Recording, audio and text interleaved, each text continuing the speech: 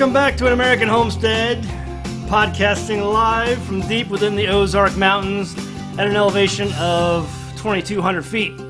Welcome back. We're having a good week. I'm going to share with you a bunch of stuff got lined up for the show today. Just got back from listening to the Deep South Homestead. Love the show, and want to give a good plug out to all of the Homestead Network homesteads out there. How you doing? I know a lot of you guys tune in every night, and we appreciate that. Or every Saturday night. It's 9 p.m. Central, 10 p.m. Eastern, and Jamie's feeling a little bit under the weather tonight, so I don't know if she'll be joining us. We'll see about that later, but I'm going to have a full lineup tonight on the show, so a whole bunch of topics that we're going to talk about, primarily leading up to the point of, or the topic of farmers markets. There's some really good articles out there I wanted to share with you guys tonight, and then also a documentary that I really believe is well worth your time to check out if you can, and so be sure to do that.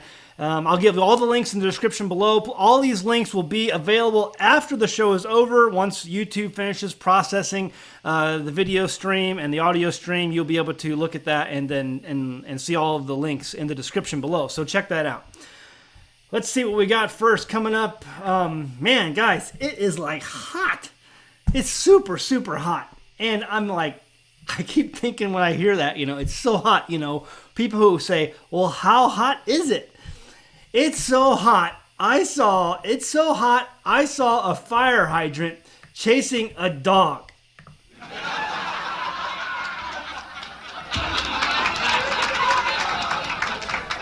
It's so hot. I saw all the bread in the store is toast.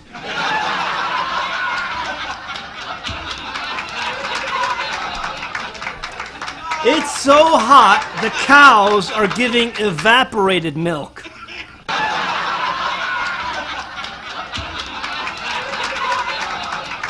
It's so hot, the birds have to use pot holders to pull worms out of the ground.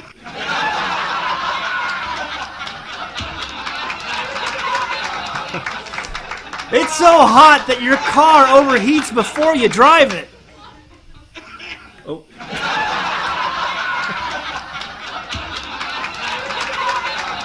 It's so hot that I saw a coyote chasing a jackrabbit and they were both walking.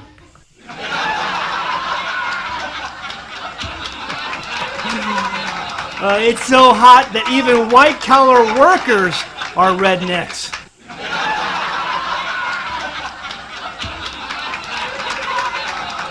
It's so hot that they installed a fan in the debt ceiling.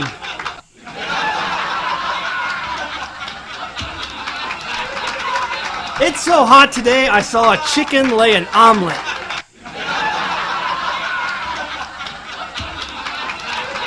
And the number one way you know it's really hot is when you're sweating like a politician on election day.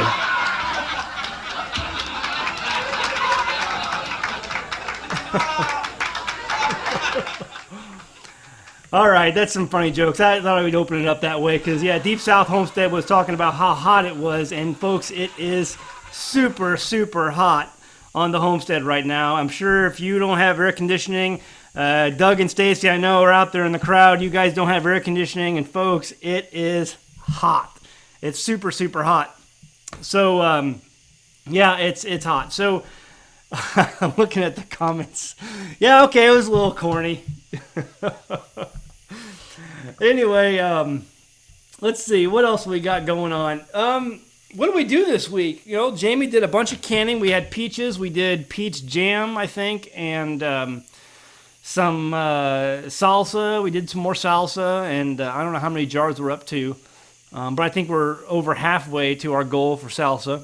We have a bunch of tomatoes canned up that we put up, and so that's good. And I cut some cedar up on the sawmill. Tim is going to be using some cedar boards that we sawed up. He's going to be planing them down and using them for making the doors of the cabinets in the new outdoor kitchen. And so we got that working right now. He's got that stickered up underneath the deck and drying out. I don't think it has to dry too long, but I think it's going to have to dry a little bit. And we got some more we have to do on that. I got a lot more boards I need to be cutting up. We're getting ready to start erecting a pavilion over the top of the sawmill. And so that's something we're really working hard at getting done. Once we're done with the pavilion over the sawmill, we have been gifted with some materials to build a solar kiln for our lumber. We really want to build a solar kiln. We're looking for a way to kiln dry some of our lumber that we're cutting. And there's most of the mills around our area, folks, are used to build pallets. There's a lot of pallet mills around the area, and also railroad ties. Railroad tie mills is basically what they are. And I just don't want to get into that business. You have to work too much to make too much money, or to make not enough money. And I mean, you can make good money if you have a really good mill and you have guys working for you, and you can make a buck doing that, no doubt about it. However, there are way too many other responsibilities around this homestead that I have to do to be able to make ends meet and keep up on task, that I cannot go to work every day at a mill, even if it's down my hill. I just don't want to do that, because it takes time away from my family, it takes time away from my garden, it takes time away from so many of the other chores and things that run this homestead, plus making videos. I mean, if I start making, railroad ties 24/7, I just don't think you guys are going to be too interested in my channel. How many railroad ties do I have to make before you're just not interested anymore? So what we decided to do with this mill is to not only be able to make lumber for ourselves, but also be able to make lumber for furniture manufacturers in the area. There's a lot of cabinet makers. We're teamed up with a guy who's partnering with our mill here, and he makes some amazingly good quality furniture.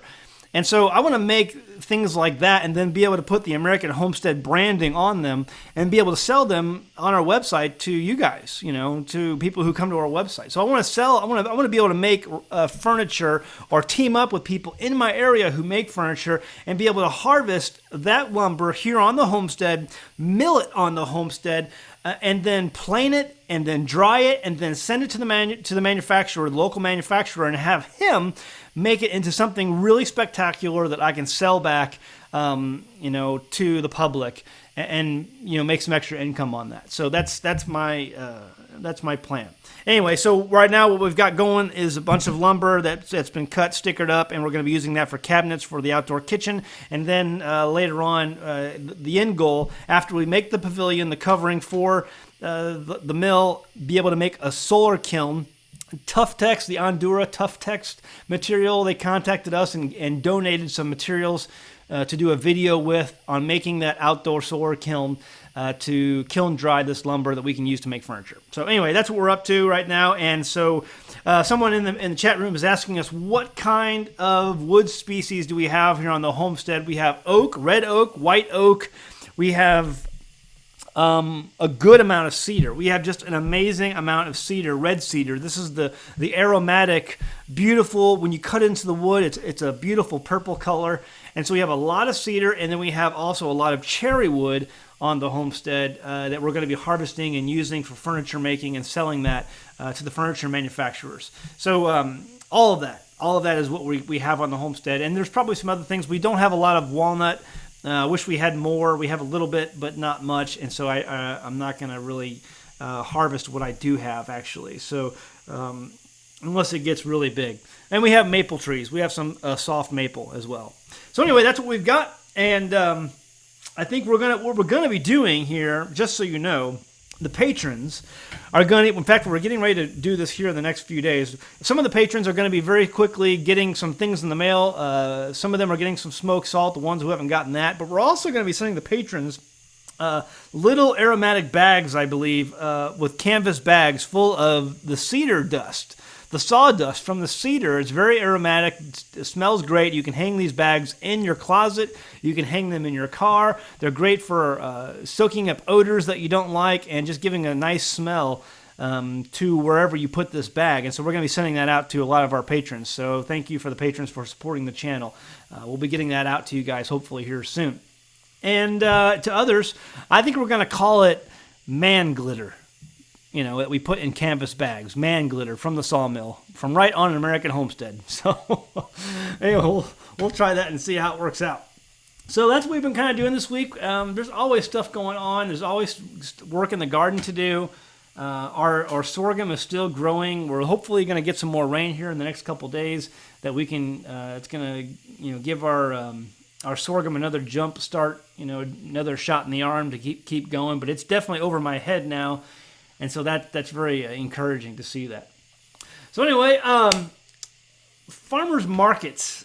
There's just a lot of articles out there. And when I first came to live out here, one of my goals was to maybe explore the option of having a farmers market, participating in the farmers market that they already have here in town. I live in a small town, I won't say I live in the small town. I live way outside of town. I'm about 20 miles outside of town.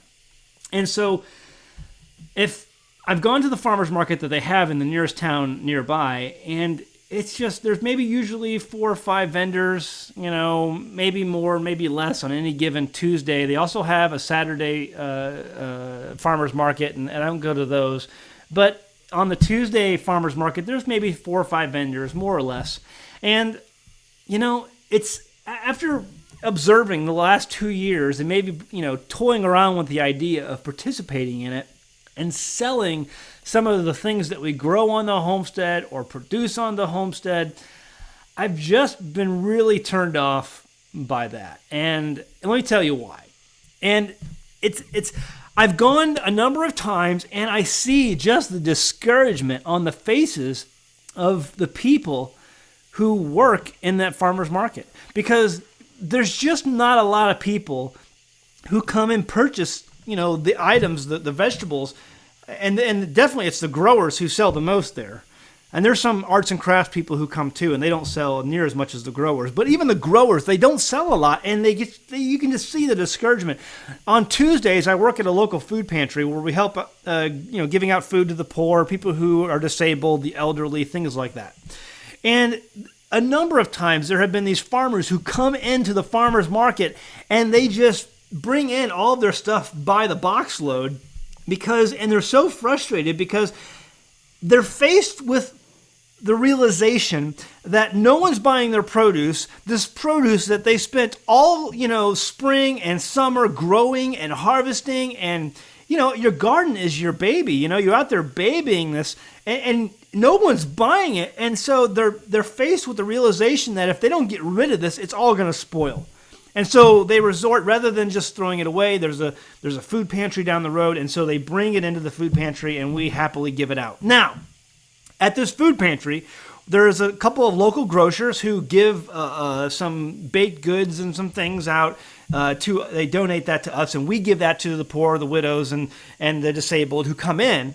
And it's amazing because every week we get these, boxes of donuts. And we put that out, and that's the first thing people run to get. And, there's some pies and things, but the donuts, that's the big thing. They want the donuts. And you try to give them a zucchini or a cucumber or a pomegranate, and they look at you like you're an alien. They don't want it. They want the processed foods. They want, the easy stuff you can microwave, something I can pop a top on and throw that in a pot or in a microwave and easily eat my dinner, rather than the good, wholesome, grown food that comes from the earth. They don't want it. They just don't want it, folks. And so I'm seeing all this over the last couple of years, and I'm like, dude, there is no way I want to participate in this. I'm not going to spend all my time. I'd rather use that food for me and my family, because I know we're going to appreciate it. I know we're going to eat it, and also share it with the other families that I know will do so. Because there are a number of families, in the area here, neighbors and stuff that would prefer homegrown food. And these people who go to these first off, there's not a lot of people who go to farmers markets because, number one, farmers markets are more expensive. Farmers markets are more expensive because you're paying for naturally grown produce and you're competing with stuff that comes out of Mexico. that's coming super, super cheap. And these huge commercial farms that are growing it with fertilizers and pesticides and all this other stuff. And, they're selling it in huge quantities. And so you get huge price discounts at the store, at Walmart. And so people who do buy vegetables don't want to pay the premium of going to a farmer's market and buying heirloom, naturally grown products, naturally grown produce. They don't want to pay it. And so you have so many things going against you at a farmer's market, and and for the farmer's market guy, the farmers who go to the market, it's discouraging. It's completely discouraging. So that's kind of my experience. And as I, observe these farmers markets, and I observe these people who would rather have their donuts. I remember one time I gave a pomegranate. We tried to give a pomegranate away. We had a whole box full of pomegranates that came in from a local grocer that couldn't sell them, and we were trying to give them away to people who were coming through our line, and they were looking at you like you were an alien. They're like, "What is that?" I'm like, "It's a pomegranate." "Well, what do I do with it?" "Oh, you cut it open and you eat it." "Well, how do you eat it?" And I mean, they had never eaten a pomegranate before, and some people who had tried it before didn't know. I mean, I guess it is kind of hard if you've never had a pomegranate before to learn how to get all the little things out. But there's some really good YouTube videos out there to show you how to do it really easy. But they looked, all they wanted was the donuts. That's all they wanted. And that's frustrating. It's really frustrating. And so there's a lot of examples I have of that. People who would rather they don't want the zucchini. You have to basically force them to take it. And folks, when they get home, those zucchinis, those cucumbers, those maybe not tomatoes, maybe tomatoes, I don't know, but the cabbages and all these other things that are, produce that comes from the local grocers, they're just ending up in the trash. I saw an article not that long ago. It was posted on Drudge, and it was like 70% or something like that of all produce grown in America ends up in the trash. I mean, really? But that's the truth. And these farmers market, these farmers who go to these farmers markets, God bless them, they're frustrated, and I totally understand why. It's because people today are so addicted to processed foods, and they've never even had a really. Hey, someone says, "Have you ever injected pomegranate with vodka? It's really good." I'm sure it is. So anyway, people today are just totally sold out on instant gratification is what someone else said in the comments, and that's true. We want the donuts. Give me the donuts. And so it's a huge frustration. So anyway, I was looking at some articles on the internet, and let me see if I can find that article about the percent of produce thrown away, and then I'll go ahead. Let's see, wasted, losing at 40% of its food. This was back in 2012. Let's see if I can find this article. Search tools. Let's go for the last year because I saw this posted just recently. Okay, July 13th, 2016. This is The Guardian. So right here in The Guardian, published by The Guardian in the UK, it says half. Well, that's not. It's less than 70, so that's good. And it's got a bunch of all these pictures of watermelons being thrown away. It says half of all U.S. food produce is thrown away, new research suggests. It says the demand for perfect fruit and veggies mean that much is discarded, damaging the climate and leaving people hungry. It says Americans throw away almost as much food as they eat because of a cult of perfection. And that's so true. When you go to the supermarkets, you want to see perfectly round tomatoes. You want to see perfect shaped peppers. You want to see perfectly clean carrots. All of this stuff, the garlic, perfectly white garlic. And if it's not, you throw it away. And so it says Americans throw away almost as much food as they eat because of a cult of perfection, deepening hunger and poverty, inflicting a heavy toll on the environment. And I would go so much to say is when the deepening of the hunger and poverty, people no longer today know what food is. You don't know what food is, folks. There are people today who have never had a real apple. They have apple flavored this and apple flavored that. They may go to McDonald's and get one of those apple slice packages with when their kid buys a Happy Meal. But have they ever bit into a real apple? Most people today, I think you can find a lot of people, probably a very scary percentage of people today, folks, have never bit into a real apple. That's sad. It says vast quantities of fresh produce grown in the U.S. are left in the field to rot. Fed to livestock or hauled directly from the field to landfill because of unrealistic and unyielding cosmetic standards, according to official data and interviews with dozens of farmers, packers, truckers, researchers, campaigners, and government officials. I totally believe it. I totally believe that's true. Folks, if we didn't, at this food pantry I work at, if we didn't force people and sneak this produce into their bags, they wouldn't take it. They wouldn't take it. I cannot believe some of the things that I see. And it's really sad, because to me, this is one of the reasons I left the city. It's one of the reasons I began homesteading, is because I wanted that food. I wanted that healthy produce for my family, at least for the majority of the year, or at least part of the year, to be able to eat on that food. And, when you live off-grid and you live, you're homesteading the way we do, you learn to eat seasonally. And today, you can go into a supermarket in the middle of January and pick up a bright red tomato. How is that possible? It's January. Nobody grows tomatoes in January. Well, the tomato you're looking at in your supermarket in January is grown in Brazil somewhere, and it's been trucked in via a truck full of nitrogen or whatever they're using to get it there. But it's not locally produced, food. Oh, it's like I said, it's discouraging. And it's one of the reasons I started homesteading, because I wanted to be able, like right now, we're saving up jar after jar after jar of salsa. Because you know what, for a whole meal, I can open up a pint of salsa and open up a bag of chips, and that salsa will be my food for that meal. I mean, I love eating salsa, and it's all the stuff that we've grown here on the homestead.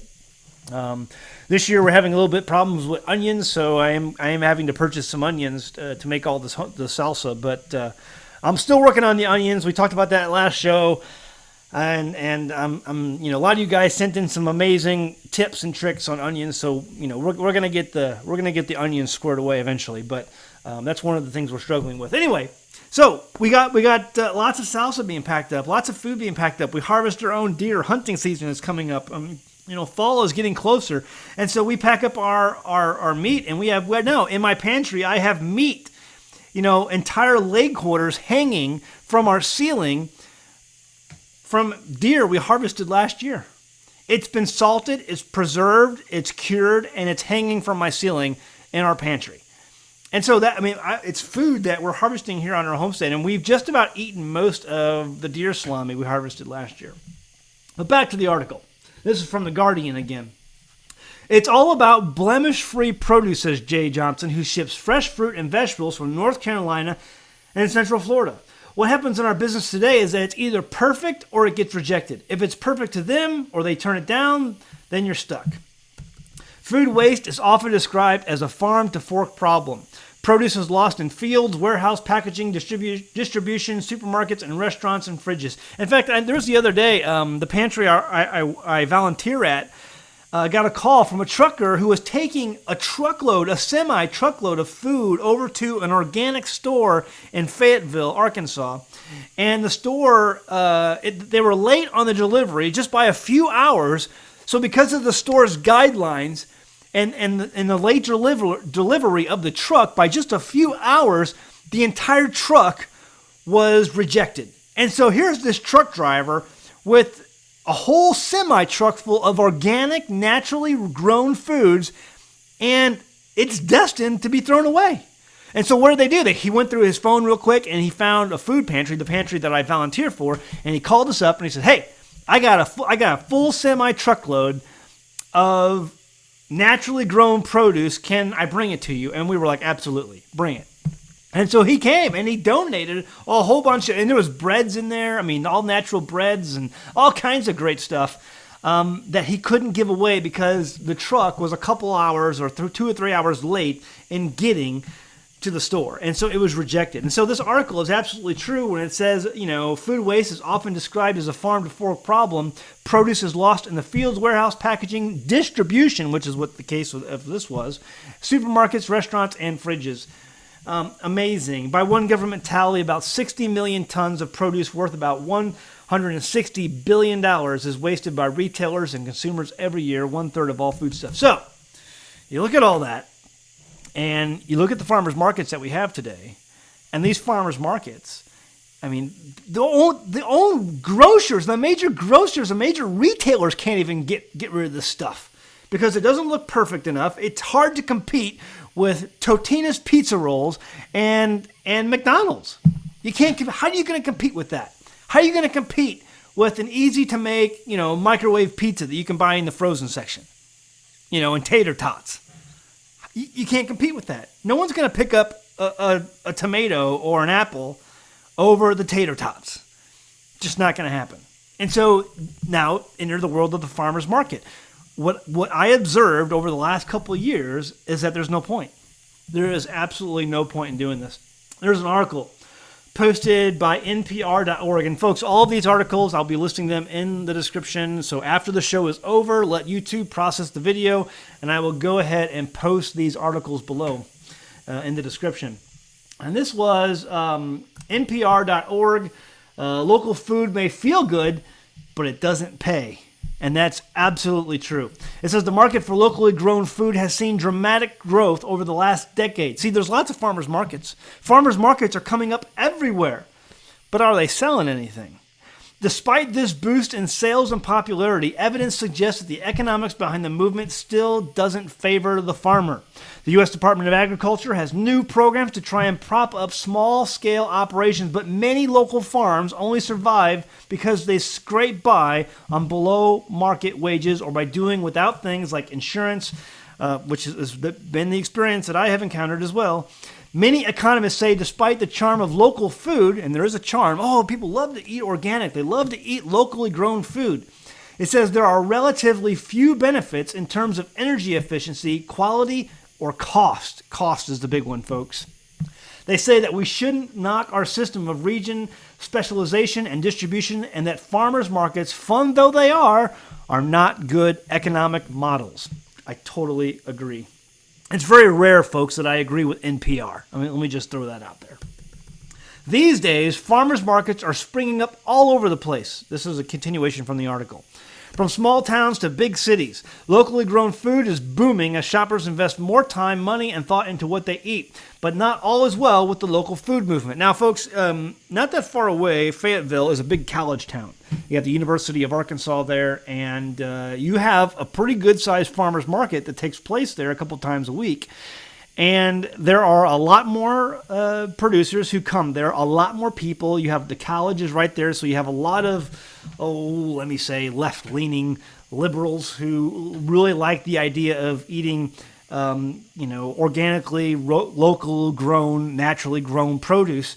And, it's those darn Republicans who eat those microwave pizzas. I'm just kidding, folks. So, anyway, they shop more often in the college towns in more liberal areas. You have a better chance of actually, selling your produce that you grow at these markets. So, this part of the article is true. These days, farmers markets are springing up all over the place, from small towns to big cities. Locally grown food is booming as shoppers invest more time, money, and thought into what they eat. And that's the case of these towns, these more college-oriented, liberal, left-leaning towns. But not all is well in the local food movement, it says. As St. Louis Public Radio's Adam Allington reports, many of the farmers who supply local markets are barely getting by. Adam Allington, this is the byline. It's a chilly March morning in Elsa, Illinois, near the banks of the Mississippi River, but inside, Amy Cloud's greenhouse is toasty warm. Amy Cloud says, right now we have lots of broccoli, cabbage, kale, onions, lettuce, and Swiss chard. Cloud owns Three Rivers Community Farm, where she grows vegetables to sell at farmers markets in nearby St. Louis. When it comes to farming, Cloud is no rookie, but it's taken years of hard work and sweat to eke out a modest profit somewhere between $25,000 and $30,000, and that's for two people, her and her husband. Both my husband and I, she says, live off an income that any normal person would consider to be just enough for one person, certainly not for a whole couple. We don't have health insurance, and that's the case with most of these farmers who sell to these markets. Stories like Cloud's are actually quite common. Despite the rapid growth of local foods movement, it's still tough to earn a living. Iowa State economist David Swenson says these farmers often face a losing battle. It's hard to produce the kind of income that says this is good and a profitable use of my time during the growing season. The income, the returns, and the economics of it says it's a hard uphill climb. Absolutely true. So you know what? I was thinking about this as I was reading some of these articles and reading the stats and hearing some of their stories and just pondering this really over the last year or so. And then change gears now to the U.S. political landscape and the political environment we have here in America. You have Donald Trump, who has really just really gone off on the whole trade deals that America is involved in. You have the TPP, Trans-Pacific Partnership, you have NAFTA, all these trade deals. And let me just say this. I'm not a fan of Donald. I know there's a lot of people out there who don't like Donald Trump, and some people who do like Donald Trump, and I'm not getting involved in the election at all. But understand this. If he does what he says he's going to do, and he rewrites these trade deals, you're going to see a benefit to the farmers' markets. Let me make my case. Right now, when you go in, like remember I said, you go into the grocery store in the middle of January, and you guys see bright red, amazing looking tomatoes, and you look at the little sticker that's on the tomato when it says grown in Brazil, or grown in Colombia, or grown in Mexico, and you're like, oh, this was grown in Mexico, and it was trucked up here. Well, that's part of NAFTA, folks. That's part of some of these trade deals that Trump says America is getting ripped off at. So, love Trump or hate Trump. If Trump rewrites some of these trade bills, these other countries, these South American countries, Central American countries, Mexico, are not going to be able to bring in these cheap goods, these cheap tomatoes anymore, these cheap produce anymore, and it's going to drive the prices up. Back to what would give farmers markets the farmers at these farmers markets a better income, because now they can compete with Walmart. Folks, even if I was a vegan and a vegetarian and I wanted to eat produce for most of my meals, and I don't have a good job, I don't have a lot of money, and so I'm trying to do that any way I can. I'm going to go to Walmart to buy my produce, and yeah, it's not organic, it's not naturally grown without pesticides and fertilizers and all this stuff, but I'm eating vegetables, and so I want to eat vegetables. There's no way the farmers markets can compete with the cheap produce that you have at these farmers markets. That's because of the trade deals. They can bring in their stuff so cheap that the farmers markets can't compete. And if Trump rewrites these trade deals, what you're going to see across the board, not just with produce and farm goods, but across the board, an increase of prices, because American producers cannot compete against the cheap goods that are brought in through these other countries. And so if he goes through and he rewrites this stuff, you're going to see an increase of prices. And I believe that's going to, at first, I think it's going to hurt the economy, because Americans are so addicted to these cheap goods that they can't buy them cheap anymore, that you can now compete, with Walmart in the farmers markets. They can compete now and be, at least a little bit online, to where these farmers markets, these farmers can make a little bit of a living. And they won't be so frustrated, in giving away trying to give away their produce because they can't sell it. Because, not only do people want processed food, and that's not going to change, folks, but, if they are going to eat produce, they're going to buy the cheaper stuff at Walmart or whatever grocer you have locally. So I think that could change. It's going to be a huge deal. So, and it works that way for everything. Me and Jamie were in a conversation we had with some people over the phone recently, and we made the point that, when we look at our clothing, for example, you can go to Walmart today and buy a shirt for like $4. They have shirts on the rack, for $4, $10, whatever. That's amazing. When you guys look at the historical value of clothing, clothing used to be money. It was treated just like money. Like, you could buy and sell with a shirt because, by the time you harvested all the flax and you hammered out the threads and made that and spun it and weaved it into a way that you could make a shirt out of it. I mean, the time it took to grow that flax and grow that cotton and harvest that wool and then spin it into something usable, into the textiles usable to make clothing, there was a lot of work involved with that. And clothes were so expensive. Even in Bible times, you look in your Bible and you see, the example of Samson. Clothing was money. And today, you can go to Walmart and buy a shirt for $4. They're disposable, is what it is. These clothes are disposable. And so, again, another example, just like the produce that we eat today, if these trade deals are rewritten, you're going to see a very different economy and a way where American producers of naturally grown produce and textiles are going to be able to compete for the American market, because right now there is no competition. China has it, Mexico has it, Brazil has it, India has it. There's no way the American manufacturer and farmer can compete with today's market. So anyway, I saw that and I thought it'd be a great way to bring this up. And the article again is at NPR. And it's I'll link to it in the description below after the show is complete.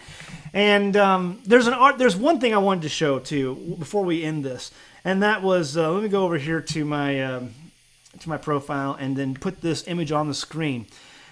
The image on the screen is a documentary. It's coming up. If it's not up there yet, give it a second because there's a little bit of a lag. It's a documentary called The Organic Life. And if you have not seen this, I really highly recommend you watch this documentary. Me and my wife watched this documentary a number of years ago. We thought it was fantastically given. It's a true story of an organic farmer, a natural farmer who was raising his produce and then selling it at a farmer's market and watching all of the challenges that him and his wife faced and their co-workers as well at trying to make ends meet by selling their food. Amazing documentary. I highly recommend it. You can find it on Netflix. You can find it on Hulu. You can probably even find it on YouTube. Although I think they may take it down. You can just look for it. The Organic Life. Check it out. I even talked to them one time on email after I promoted their documentary on our Facebook page. And so check that out. And I know you would enjoy it. It's a really good documentary. Make a note of it, The Organic Life, and go watch it. All right. So right now, I want to go ahead and open it up to the chat room. Any questions you guys have on it, or see on what we're doing here lately? Any videos we've been doing? I've got a number of videos coming out. I have absolute video proof that neem oil and Dr. Bronner's Sal Suds works, and so that video is going to be coming out hopefully this week. Lots of good stuff coming out. We got a lot of good videos coming out, plus additional videos on the sawmill. And episode 9 of season 3 will be out here shortly as well. So anyway, let's see what any questions people have in the chat room. Go ahead and post your questions, and we will go ahead and address them. I'm trying to think if there's anything else I'm forgetting in the meantime. Let's see. What we got here. A lot of politics talk in the chat room. I know people are, they love talking about politics. And how's your sheep? They want to know how the sheep are doing. Good. I was looking at them tonight. Do you can tortilla chips to go with the salsa? No, it's one of the few things we do buy at the store. I love the chips. Waiting for the rafter framing over the sawmill. Mike Miller, it's coming. We got the trusses in this week, so the trusses are here. How long have you done the farm market thing? I've never done the farm market thing. It's a waste of time because I've seen all the struggles of the other farmers in the area, and so it's just not worth it. Just not worth it. Donations of sheep are welcome. Someone said, Ozark Grid fan. I guess they want sheep. Zach, will you be updating Silver so we can have a live with you on air? You are live with me on air. The only reason we don't have, I can upgrade the solar so I can wire the house to have lighting in here, but I don't want to do that. You know what? I like not having so much electricity around me. Jamie, maybe we'll talk about that next week, but we like the fact we don't have lights in the house. No, we don't want lights. Lights, you guys are around too much. There's so many things, electronic stimulations around you guys at your houses. You don't even realize it, but you take all that away, and it's like something's been lifted off of you. And so, try turning everything off and live that way for a week. If you have to leave your air conditioner on, fine, leave your air conditioner on. But try turning everything else off for a week and just, experience the feeling of that. We stayed at a hotel recently. It was our 10-year anniversary. It was a couple years ago now. And we were in this hotel room, and there was a bazillion tiny little lights all around for all the electronics inside of the hotel room. And it drove Jamie nuts.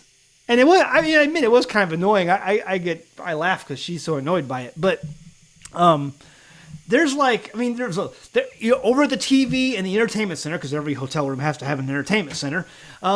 There's lights for the VCR or DVD player. There's lights for the TV, power lights. Even if you have everything turned off, you have lights for the fire alarm, thing, doohickey on the wall. You have lights for the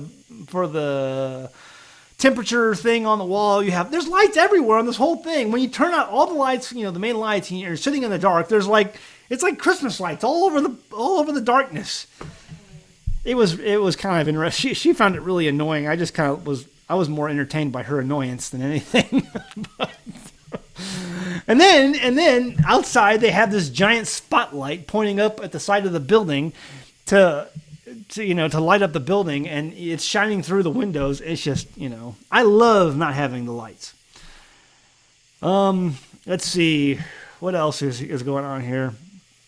Zach, I just wanted to know about your chickens and what are the best insects for them. Well, they free range. The chickens free range all day, and they eat what they eat. And we do feed them a little bit of scratch. And we also throw out all of our scraps, and they eat on that too. They were out there eating on that today. So we do all of that. Lionheart says I deleted Facebook. If it wasn't for running a business on Facebook, I would delete it too. But it is good for social media is good for running a business. I don't really have time to look through my feed and all the nonsense that goes on there, but I so agree with the no lights. Love it. Absolutely. Turn out the lights and see what happens. Enjoy that. Let's see. Who else? Our family loves Jamie's recipe for tortillas. Thanks.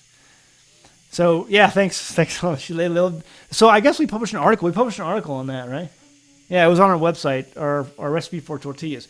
Any future kids, Zach? Somebody keeps asking if we're going to have more kids. We have two.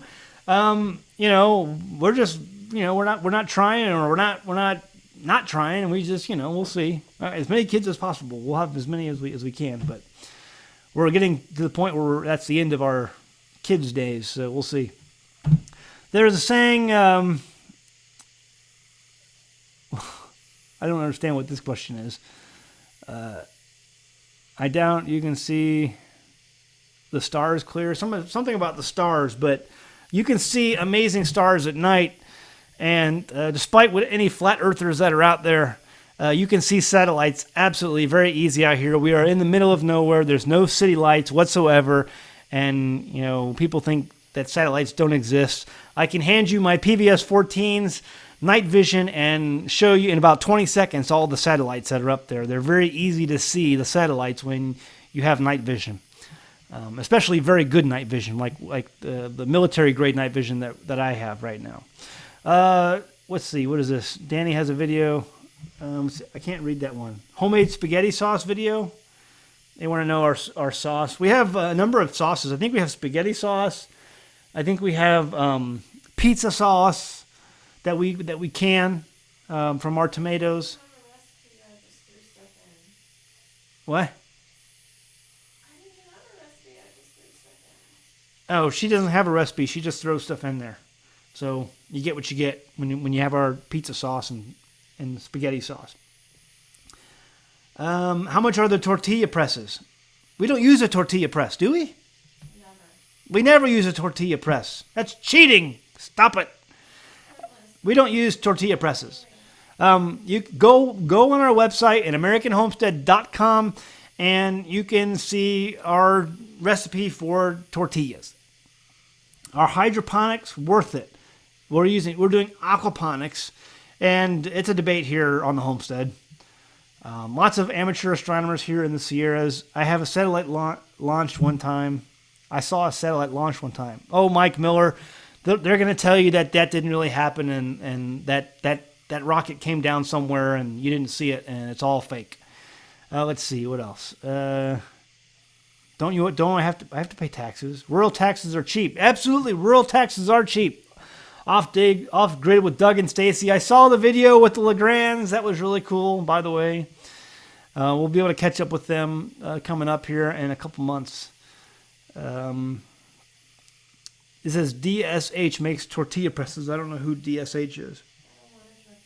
We don't want a tortilla press. We can make fine tortillas without a press. Huh?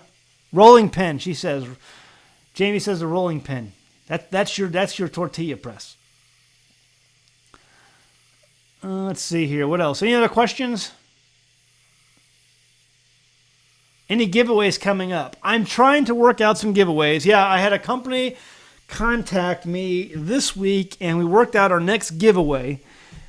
They make amazing. If I could find out, let me see if I can. It's called Temco or something. I gotta look up. Hold on a second. Let me just see what I got here. I have. Let's see. Let me find out it's called TemcoIndustrialPower.com. TemcoIndustrialPower.com. They're going to be doing our next giveaway. They do amazingly beautiful stainless steel milk containers for raw milk. And they also do a number of other things. They make solar products.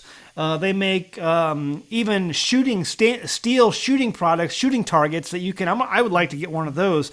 And so we're going to be promoting some of their products. I'm going to try to see what we can do with them. I'd really like to get them on as an advertiser on our website.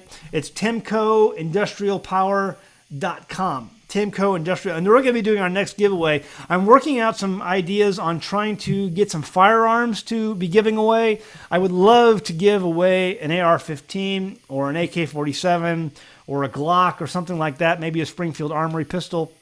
So Doug and Stacy said they're going to be doing a giveaway as well for the Temco Industrial Power. That's awesome. They have some amazingly cool stainless steel milk products that, I mean, they're just beautiful.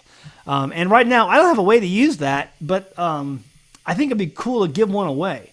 And so, but yeah, I want to give away an AR-15. I want to do some Glock giveaways or Springfield Armory, something like that, for some giveaways. But folks, if you want to sign up for our giveaways, all you got to do is go to AmericanHomestead.com, go to our contact page, and you can just put giveaway, all one word, giveaway in the subject line, and that will enter you automatically to go to our giveaways, all future giveaways. And folks, I'm not going to spam you. I'm probably going to send you about 1 or 2 emails a year. That's it.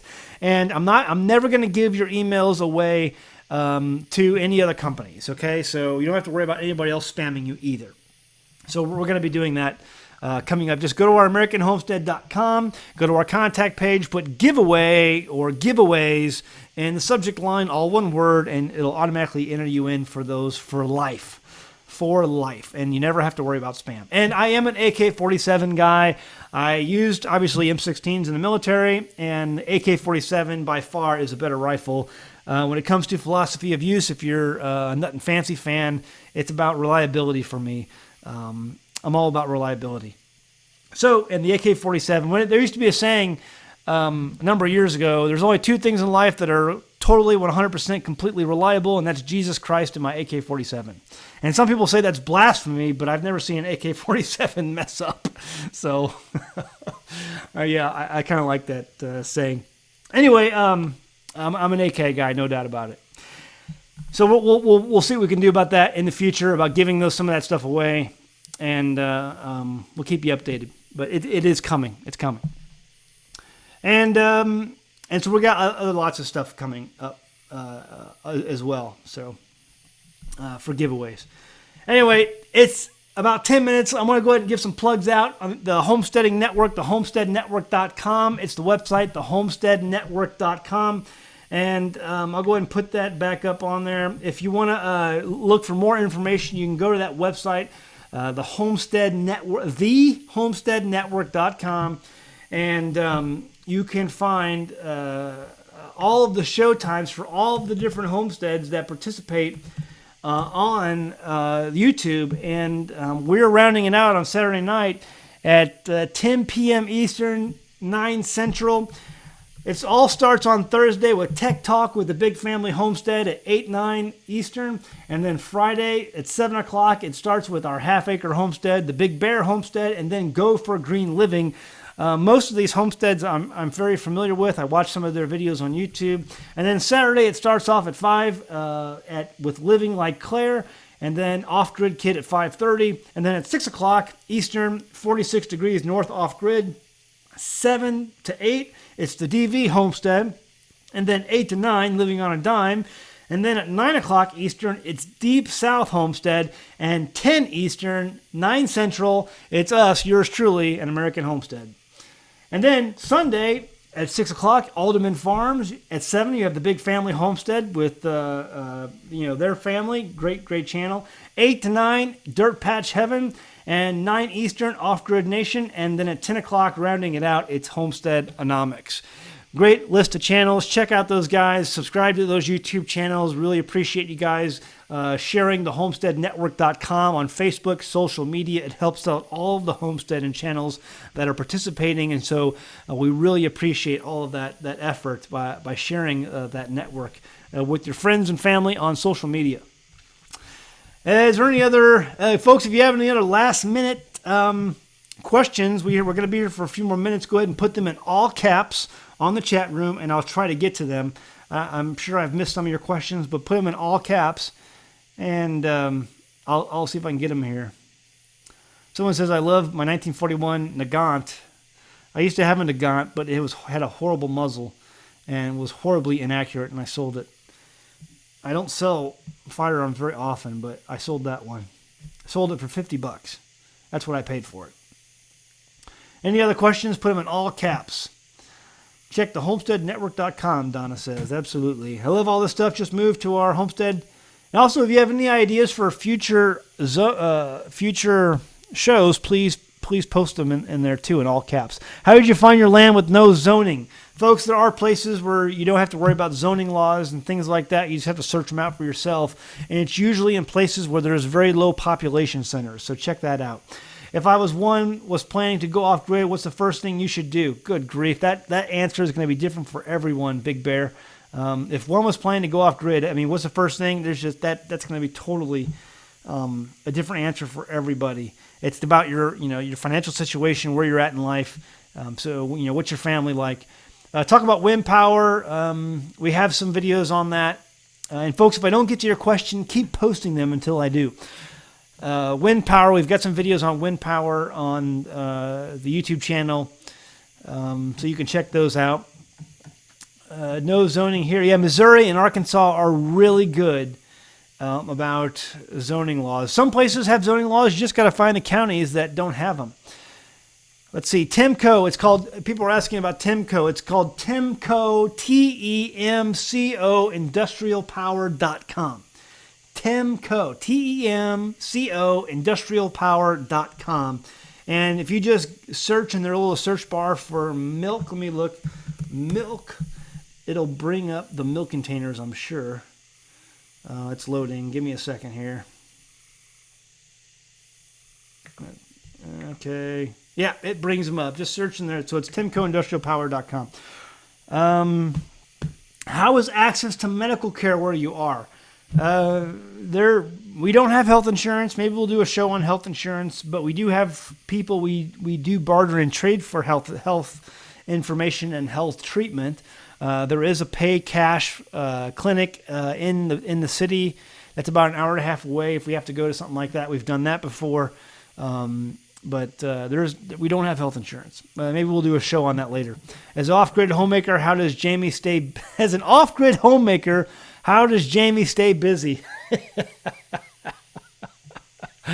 I'll let her get to maybe come back and ask that question, Beth, next show, and when Jamie will be here, and she can fill you in.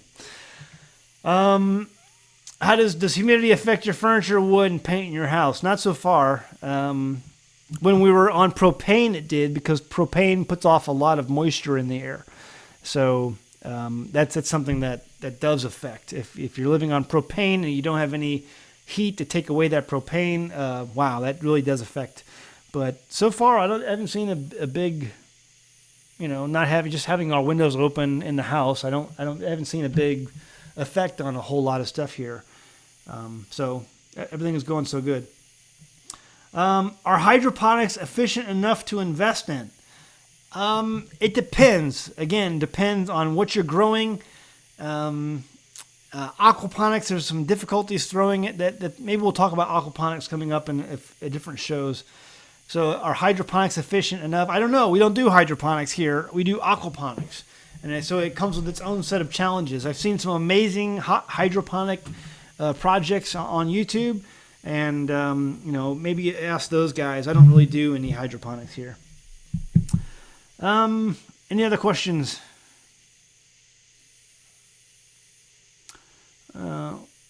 Someone says, I don't even know what hydroponics are. Just Google it. Go on YouTube and Google or search for hydroponics. Search for hydroponics. Yeah. Let me see if I have any other questions. Are they closed Doe Run smelter in Missouri, the last smelter in the USA? Better get ammo. Yeah, back when I was living in St. Louis, they were talking about closing Doe Run. There's a town there called Leadington, and that's where a lot of lead was harvested from the earth. And that's where they smelted all that lead down there, and they finally closed it down. And put a lot of people out of work, a lot of people in the area. But the politics, the liberals won out and closed. You better get ammo, folks. I've been stacking ammo for a long time. So, all right, that's the end of that show. It's in the can. So, really appreciate you guys tuning in again this week. We're gonna be back next week, podcasting live from deep within the American Ozark Mountains at an elevation of 2,200 feet. Hopefully, Jamie will be back with us next week. Again, check out the homesteadnetwork.com for other amazing, great homestead channels. And join us back. Bring your questions back next week. Look forward every week coming back and meeting with you guys. And thanks for tuning in. So, all right, we'll see you next week, guys. See you next time on The Homestead.